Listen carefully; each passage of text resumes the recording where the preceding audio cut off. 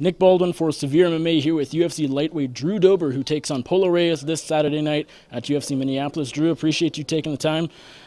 You fell short in your last fight. It was a submission to Beneil Dariush, snapped a 3-fight winning streak. I'm just curious, looking back on it, what can you take away from it? What can you learn from it? How did you feel about it a couple months later? Oh yeah, I think that first round was amazing. I nearly finished the fight in the first round. The second round, he doubled down on the takedown and was able to put the fight where he needed it. So there was a lot of adjustments I have to make. You know, when I'm fighting in the top 10 or the top guys in the division, I can't be making mistakes like that. So it was definitely an extreme learning experience and a confidence booster in the fact that I was able to have a first round that I did. Is a loss a bit more devastating when you come so close? Like if it's kind of just you're controlled the whole time and you never were in the fight necessarily, that's one thing. But because you were so close, did that add a little bit to the frustration? It's definitely a different kind of hurt. Being so close, but then of course still failing. But I mean, it's just a learning experience. Sure. I mean, when you decide to fight the best in the world, I mean, you're not going to stay undefeated forever. So I was able to compete with Beneil and do extremely well, and I unfortunately suffer a loss, but it was a great learning experience. Before that, you were doing really well. You had 3 in a row. What would you say you accredit that to? Is it a change in camp? You're just improving as a fighter, as one does, because you're training and keep on training. What sort of did you credit that? Maybe increase of success, not to sound mean, but 3 in a row, that was a good winning streak, right? Yeah, of course. With team elevation, all the coaches and training staff out there, coming into my peak at 30 years of age, I'm at my prime right now, and I feel the greatest I've ever felt. But I want to contribute probably my mental training. Just the last 3 fights, even this fight, been really focusing on how the mind works, how the mind thinks throughout training camp. And in the fight, I feel like it's worked out tremendously. Interesting. So you're taking on Polo Reyes. This guy loves to swing swing for the fences and go for these crazy knockouts or fun fights.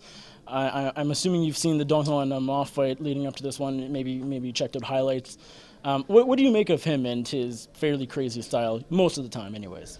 I think it has Fight of the Night written all over it. I mean, I like his fighting style. It's a lot of fun, but he's fighting in my comfort zone.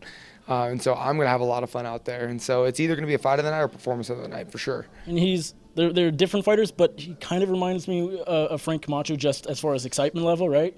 Of course. Frank Camacho had a tough chin on him. So I'm going to test it out and see how similar he is to Frank Camacho. He has been knocked out before. I believe James Vick caught him a year or so back. You said performance or fight of the night. What is more likely? Are you going to catch him early, or is he going to survive when you land and you'll have to slug it out for 3 rounds or so? I'm looking out to perform at my best. I'm going to be the best Drew Dober I possibly can be out there. It's up to Polo Reyes, how the fight takes place, first round, second round, or a decision. I'm sure that considering his last loss, he's going to make some adjustments and keep himself fairly safe. But I'm going to come out there being the best Drew Dober as possible. Lightweight division is stacked right now, probably the best division in all of mixed martial arts. With the win on Saturday, you'd be 4-5 or 4-1 in your last 5. Impressive, of course. Where would you sit in the division with the win on Saturday? Just one step up that ladder, moving up a little bit further. I'm quite privileged being able to compete in the lightweight division and with the Murders Row at the top 10 division, probably the most exciting division in the UFC. So it just gets me more noticed and gets me bigger and better fights, and I want to compete with the best in the world, and the lightweight division has it. What about the fact that if you were in heavyweight, perhaps you would be top 15 right now, but because 155 is so stacked, there's so many guys, right? Is it a little frustrating just because you can feel so good and you're still not top 15 just because there's so many guys? Do you see what I'm saying? Yeah, I'm here to prove to myself that I'm able to perform at the best, in the world.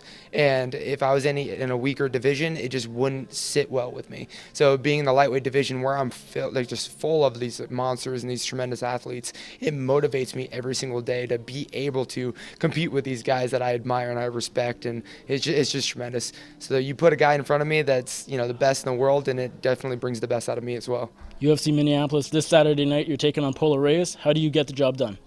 Striking. Just go in there and play punch face for 15 minutes, and hopefully it'll fall down. Drew, thank you so much for the time, and best of luck to you on Saturday. Thank you so much, man.